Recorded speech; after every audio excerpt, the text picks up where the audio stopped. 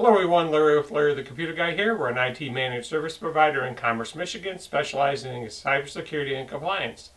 So for this week's malware and ransomware, Sam's Club has been alerting its members about account takeover attacks that have been plaguing its members since last month. This activity, detected in the Sam's Club in September, did not stem from a data breach. According to the company, it was likely a result of the attackers already knowing the user's credentials. For example, via credential stuffing, data breaches, or phishing. So credential stuffing attacks involve the attackers trying to previous leaked username password combinations against another website in an automated fashion in an attempt to find accounts that share the same credentials.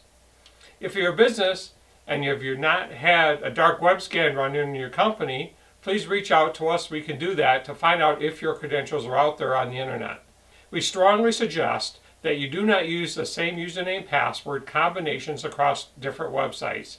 Each website should have a unique password, and this should be different than all your other passwords that you have out there, including logins for servers and email accounts and bank accounts. Another attack on the school district learning, the Springfield Public Schools District in Massachusetts suffered a ransomware attack that led to the closure of over 60 schools.